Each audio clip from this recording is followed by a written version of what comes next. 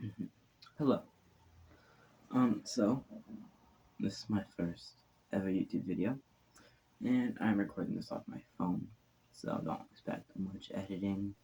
It's gonna be pretty much like an interview, and this is gonna be my thoughts on Halloween Ends. But first of all, since this is my first video, I want to just get some things out of the way. Hi. Uh, I like movies. I'm very passionate about film. Hope to one day become involved in the film industry in some sort of way. Um, I've been wanting to do this for a very long time, but didn't feel as if I had the vocabulary or the knowledge to do so. Now I feel as if I am ready to do this, and Halloween Ends is a very, I feel very strongly of that film in many ways, all negative.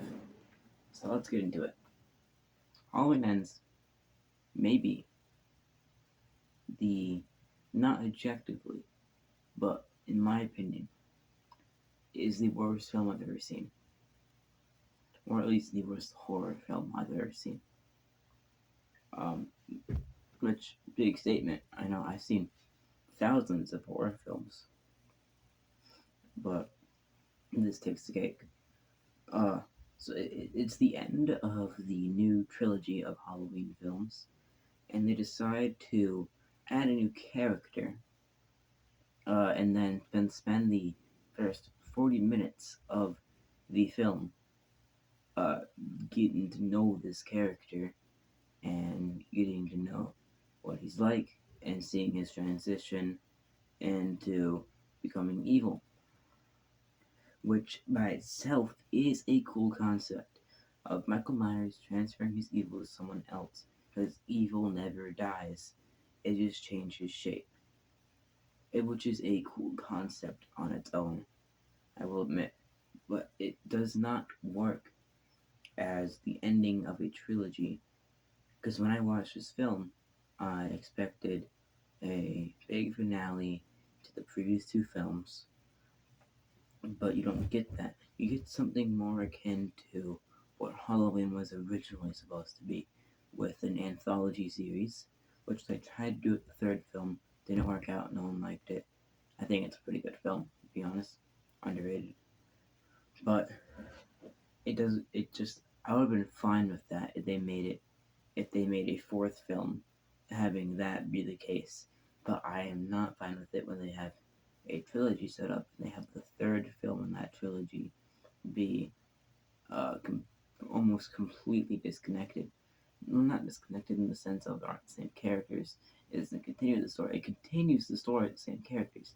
It just doesn't feel as if it's a real continuation until the final confrontation with Michael and Maury, which that final few minutes, the final I think 10-20 minutes, is pretty good, with Laurie and Michael facing off, and then you have the big send off of Michael when they throw him in the wood chipper.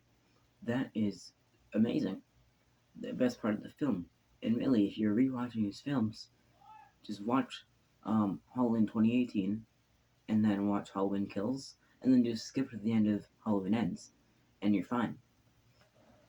You won't be missing really anything. It works as a good continuation if you just skip there. But if you're watching the whole film, it's disappointing. And maybe if I were to rewatch it with a different mindset, it'd be better. But as of now, it's one of my least favorite films I've ever seen. Uh, you go in expecting Michael Myers. Michael Myers doesn't show up until I think 40 minutes into the film, which is insane. And Corey, as a character, isn't bad.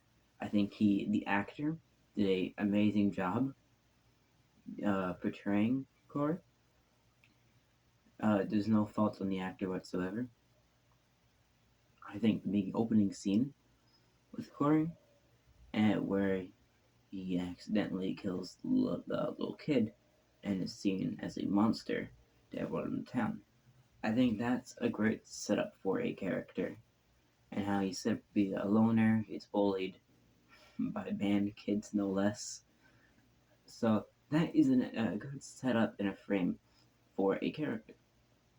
But it would work in the film if they had established him in the last film with the film before it. If they had done that, I'd have almost no problems with this movie. If Corey was an established character from the last film and the film before it, and then we gradually saw his descent into evil over the course of those films, or we just saw it happen all at once in this film, would have been would have been far better, and they wouldn't have wasted the first 40 minutes of this film on Corey if it was already established, and we could have actually gotten some more.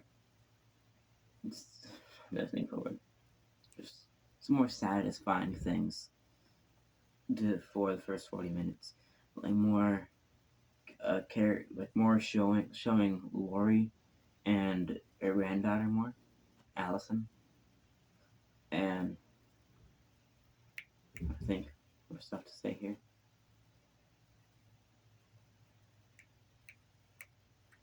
Oh, the kills. Well, I like the kills. Um, it follows on Halloween kills have pretty gnarly kills for the most part. I don't like how Michael is portrayed in this film. Um, he's made to seem like a weak little baby in this movie.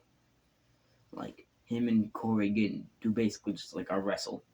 They start wrestling over the mask, and Corey wins and just walks away, and Michael does nothing about it. And then Michael literally needs Corey's help to get a kill. Like he can barely stand. It's going like, "Ugh."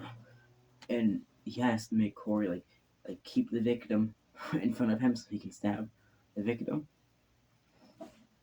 And the thought of Michael Myers side by side with someone else, like a killing partner, is utterly hilarious.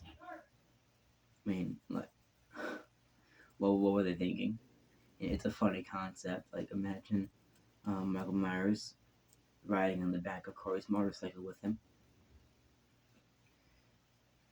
But it diminishes the character. And when I mean character, I mean like the substance of Michael's character.